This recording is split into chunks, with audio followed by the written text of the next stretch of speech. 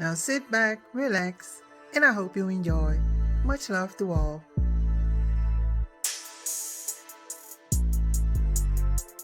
The most unpredictable and certainly the most dangerous god in the northern pantheon was Loki. His activities ran from the merely mischievous to the blatantly malicious. Supremely clever, Loki ensnared everyone in complicated problems, to which he always supplied a remedy, through his solution often engendered even greater troubles. His parents were both giants, the perpetual enemies of the gods.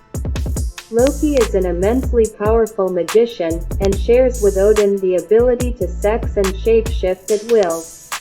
Loki was fair of face, and took many lovers, despite his constant criticism of goddesses who did the same. His wife is Sigyn, who stayed loyal to him, even when the gods punished him for the death of Balder. Loki's mistress is the giantess Angerboda.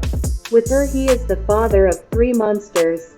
He had some unusual children, including the huge wolf born from Loki's brief dalliance with a giantess. Loki was the father, and in few instances the mother, of many creatures, men and monsters. Having liaisons with giantesses was nothing unusual for gods in Norse mythology. Both Odin and Freyr are good examples, and since Loki was actually a giant himself, there is nothing unusual about this activity. It is Loki who begins the chain of events that leads to the destruction of the gods. He does this by causing the death of the beautiful Balder, Frigg's son, who in his goodness and perfection embodies the attainment of every desirable quality. Balder's death plunges all of Asgard into mourning. Yet Loki feels no remorse, and in fact relishes every opportunity to exert his contrary nature. Loki was chained to 3 large boulders, one under his shoulders, one under his loins and one under his knees. A poisonous snake was placed above his head. The dripping venom that lands on him is caught by Sigyn in a bowl. But every now and then, when the bowl is filled to the brim, she has to leave him to empty it. Then the poison that falls on Loki's face makes him twist in pain, causing earthquakes. After Frigg had gone to great lengths to bring Balder back to the land of the living by asking all beings to weep for his return, Loki, in the guise of an old female giant, steadfastly refused to shed a single tear for the slain god. Thus Balder was consigned to the realms of the dead, under the governance of Lady Hel. This loss of innocence represented by Balder's death is the act that triggers Ragnarok, the end of all things. Ragnarok begins with famine and darkness and bitter cold, a winter lasting 3 entire years.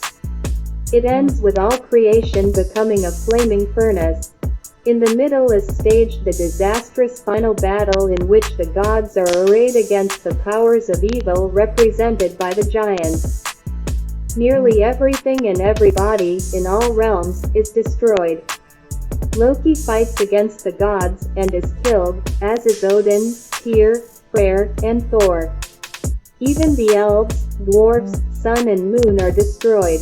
Out of this a new earth arises, and a single man and woman, Lifthrasir and Leith, who had hidden themselves in Yggdrasil the world tree, emerge.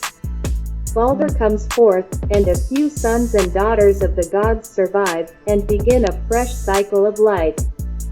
This final lesson reminds us that nothing can remain static, even the gods and stories evolve into new.